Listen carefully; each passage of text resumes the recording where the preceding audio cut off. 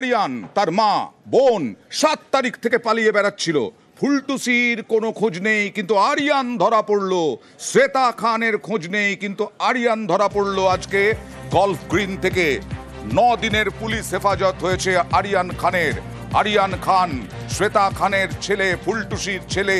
এই আরিয়ান খানের 9 দিনের পুলিশি হেফাজত। আর আরিয়ান যখন প্রিজন ভ্যানে তোলা হচ্ছে তখন কি বলছে দেখুন।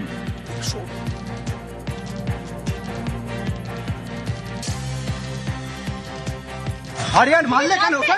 টর্চার করা হচ্ছে ওকে। আরিয়ান ওকে মারছিল কেন? আরিয়ান हम नहीं जानते। মা কোথায়? সেটার সঙ্গে কথা হয়েছে? না না না না মা কোথায়? লাস্ট কবে কথা হয়েছে? শেষ কবে কথা হয়েছে? 7 তারিখে। 7 তারিখে শেষ কথা। কি বলেছে মা? কি বলে জানিয়েছিল আরিয়ান? আরিয়ান ভাইয়ের সঙ্গে কি কথা হয়েছিল লাস্ট? আর সোনামের স্বামী খুন কার হাতে? সোনামের হাতে। সোনামের নিয়োগ করা তার বিভিন্ন সুপারি কিলারের হাতে। প্ল্যান এ প্ল্যান বি দুটোই ছিল।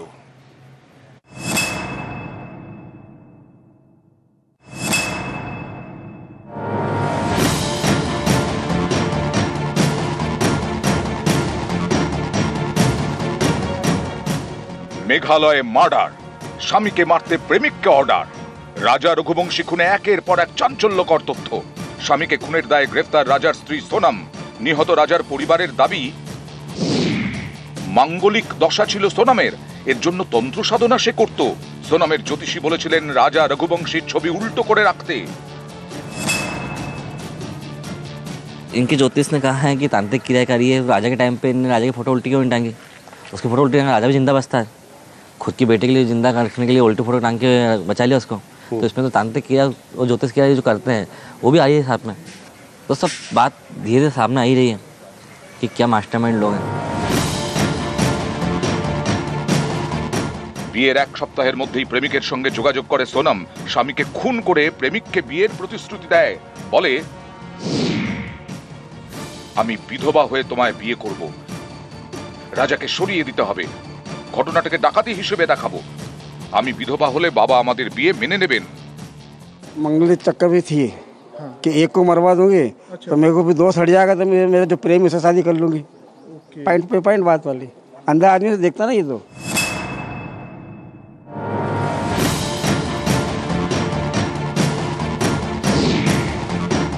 প্রেমিকের সঙ্গে নতুন সংসার করার স্বপ্ন, তার জন্য পথের কাঁটা স্বামীকে সরাতেই হবে। স্বামীকে খুন করতে দুটো প্ল্যান করেছিল সোনাম। প্ল্যান এ, প্রেমিকের বন্ধুরা সোনামের স্বামীকে খুন করবে। প্ল্যান বি, প্রেমিকের বন্ধুরা না পারলে সোনামই খুন করবে। সেলফি তোলার নামে ধাক্কা দিয়ে স্বামীকে ফেলে দেবে খাদে। सोनम का प्लान भी ये था कि अगर सुपारी किलर्स उनके पति राजा रघुवंशी की हत्या नहीं करेंगे तो सोनम खुद सेल्फी लेने के बहाने खाई में फेंककर हत्या कर देगी। सोनम ने ये प्लान भी तैयार कर रखा था। প্ল্যান এ ফেল করলে প্ল্যান বি। সেই মতো স্বামী রাজা রঘুবংশীকে নিয়ে চেরাপুঞ্জিতে ওয়াই সাইডং জলপ্রপাতের খাদের কাছে ঘুরতে যায় সোনাম। তাদের সঙ্গে যায় আরো 3 অভিযুক্ত, বিশাল, আনন্দ এবং আকাশ। ঘুরতে গিয়ে কোনো গাইড নেয়নি সোনাম। পুলিশ জানতে পেরেছে সোনামের প্ল্যান এ মতোই খুন করা হয় রাজাকে। দেহ ফেলে দেওয়া হয় ওয়াই সাইডং জলপ্রপাতের খাদে। সোনামের দাদার কোম্পানিতে কাজ করত রাজ কুশওয়াহা। সেখান থেকেই সোনামের সঙ্গে পরিচয়। এই দেখুন, দুজনের ছবিও আছে একসঙ্গে। आज और उनके बीच में कहीं अफेयर था जो कि बिना इतना बड़ा 24 घंटे सिर्फ दीदी दीदी बोलता था। राखी बांधते थे ये 3 साल से, और मेरे खुद घर में हम दोनों साथ में बैठ के राखी बंधवाई।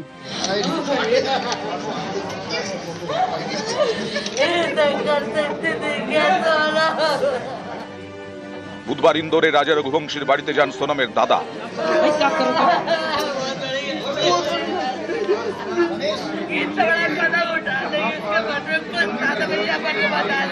मैंने माफी तो मांग ली है, मगर इस परिवार ने एक बेटा खोया है, और जो मैंने लड़की दी थी उस लड़की की जगह पे मैं इस परिवार का हिस्सा हूँ, उससे रिश्ता हमने तोड़ दिया है। सोनम दोषी है तो उसको है ना डायरेक्टली फांसी पे चढ़ा दिया जाए।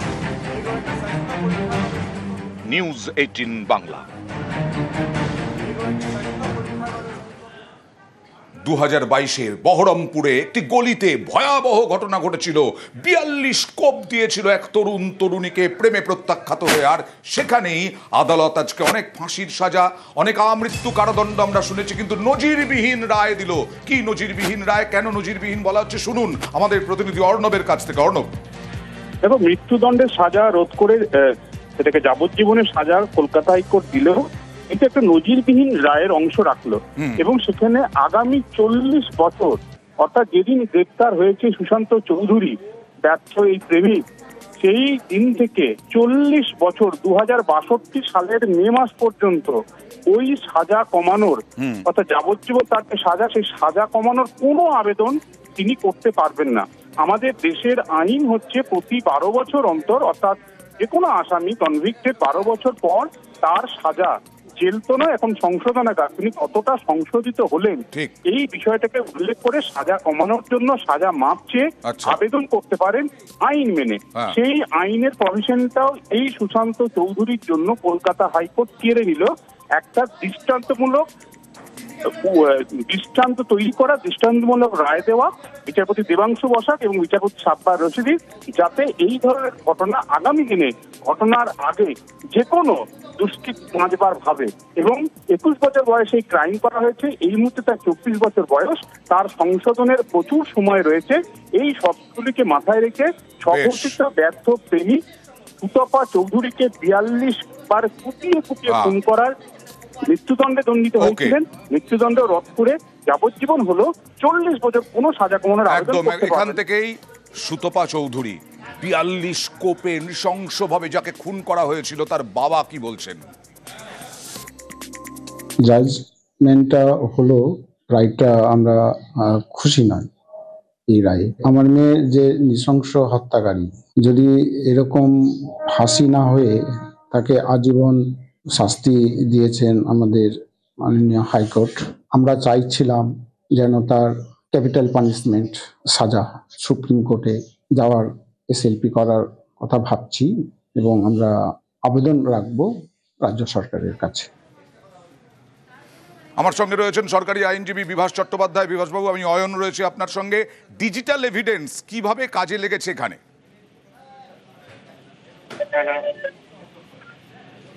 হ্যালো, হ্যাঁ শোনা যাচ্ছে? হ্যাঁ শোনা যাচ্ছে।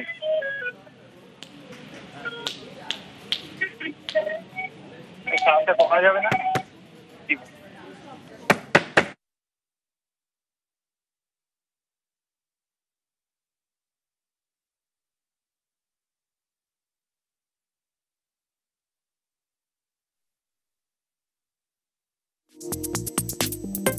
আইনজীবী, সরকারি আইনজীবী বিভাস চট্টোপাধ্যায়। বিভাসবাবু, ডিজিটাল এভিডেন্স কিভাবে কাজে লেগেছে এখানে?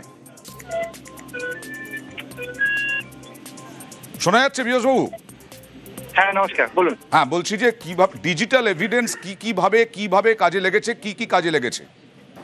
দেখুন, এই মামলাতে আপনি জানেন যে ওই ট্রায়াল কোর্টে মামলাটা আমি লড়েছিলাম এবং ওখানে আমরা পশ্চিমবাংলায় আমরা ওই রাইট ব্লকার অ্যাপ্লাই করেছিলাম। এখানে একজন এবিপি আনন্দ সাংবাদিক পুরো ঘটনাটা মোবাইলে করেছিলেন রেকর্ড, এবং তখন আমাদের ইলেকট্রনিক এভিডেন্সের একটা বিরাট বড় প্রয়োগ হয়েছে। এছাড়া আরো বিভিন্ন ক্ষেত্রে এখানে ইলেকট্রনিক এভিডেন্সের প্রয়োগ হয়েছে। এছাড়া মেডিকেল এভিডেন্স, আরো এভিডেন্স ছিল। তো আজকে আপনাদের ভার্ডিক্টটা এলো আমাদের মহামান্য হাইকোর্টে। বেশ, ধন্যবাদ।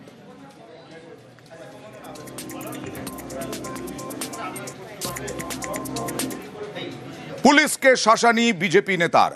আসানসোলে পুলিশকে শাসানি বিজেপি নেতার। এই মুহূর্তে আমরা যা খবর পাচ্ছি, আসানসোলে বিজেপি নেতার পুলিশকে শাসানি। বিজেপি নেতার দাদাগিরি ফাঁড়িতে, আসানসোলে রূপনারায়ণপুর ফাঁড়ির ঘটনা।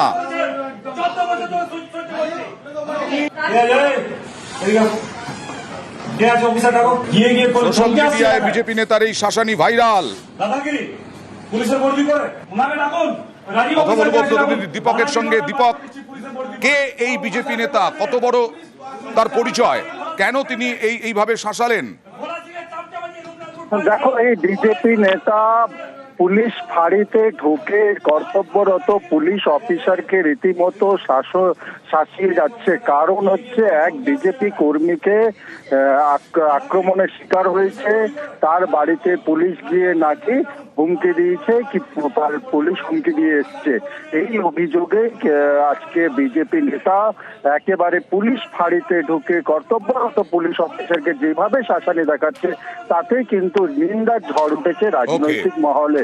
যেভাবে বিজেপি নেতাকে দেখা যাচ্ছে ডিউটি অফিসারকে আঙুল তুলে কথা বলা হচ্ছে তাতেই কিন্তু এবং বিজেপির জেলা সভাপতির উপস্থিতিতে গোটা ঘটনা ঘটেছে তাতেই কটাক্ষ করতে ছাড়েনি তৃণমূল কংগ্রেস। ধন্যবাদ।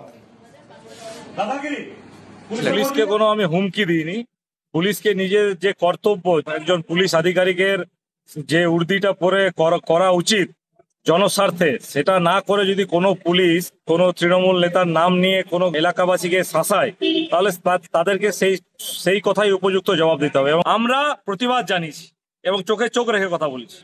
এই মুহূর্তের বড় খবর, হাই মাদ্রাসায়, মারগ্রামের হাই মাদ্রাসায় 15 জন ভুয়ো শিক্ষক। হাই মাদ্রাসায় 15 জন ভুয়ো শিক্ষক, আর এই খবর পেয়েই জেলা শাসক পৌঁছে গেলেন হাই মাদ্রাসায়, সেখান থেকে বেরও করে দিলেন এই ভুয়ো শিক্ষকদের। সরকারি সম্পত্তি কারণ বাড়ি সম্পত্তি না, আপনাদের সম্পত্তি, আপনারা তো প্রতিবাদ করবেন, আপনারা দেখবেন। এখানে আমি যখন বেরোচ্ছি আমরা কিছু বাইরের লোক ওরা বললো যে আমরা এখানে টিচার, আমরা কাগজ দেখার কোনো কাগজ দেখাতে পারি। সরাসরি চলে যাব প্রতিনিধি অক্ষয়ের সঙ্গে কথা বলবো। অক্ষয়, কিভাবে এই ভুয়ো শিক্ষক নিয়োগ হলো, নাকি নিয়োগ হয়নি, এমনি এমনি এরা পড়াচ্ছিল?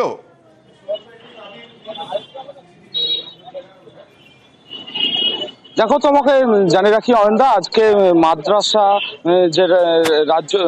মাদ্রাসা বোর্ডের যে রাজ্য সচিব এবং বীরভূম জেলা শাসক বিধান রায় আজকে মাদ্রাসার যে মারগ্রামের যে হাই মাদ্রাসা স্কুল সেখানে বিশেষ পরিদর্শনে যান এবং সেখানে গিয়ে তারা যেটা দেখেন যে 15 জন শিক্ষক এবং অশিক্ষক আছে তাদের কিন্তু সঠিক নথি নেই এবং অতীতে বেশ কয়েকবার তাদের নামে অভিযোগ পড়েছিল যে নিয়ম মেনে তাদেরকে রিক্রুট করা হয়নি। যেটা আমরা জানতে পারছি গত 2019 সালে ওই স্কুলের পরিচালন সমিতির তত্ত্বাবধানেই কিন্তু তাদের রিক্রুট হয়েছিল এবং তারপর থেকে বেতন পায়নি, সেই কারণে তারা সুপ্রিম কোর্টে দ্বারস্থ হয়েছিল এবং তাদের দাবি। তবে তাদের বিরুদ্ধে যেটা চাঞ্চল্যকর যেটা অভিযোগ যে নিয়ম মেনে তাদের রিক্রুট করা হয়নি এবং সেই মতো আজকে আপনার এলাকার মানুষ, এটা তো আপনাদের সম্পত্তি, সরকারি সম্পত্তি কারণ বাড়ি সম্পত্তি না, আপনাদের সম্পত্তি, আপনারা তো প্রতিবাদ করবেন, আপনারা দেখবেন। এখানে আমি যখন বেরোচ্ছি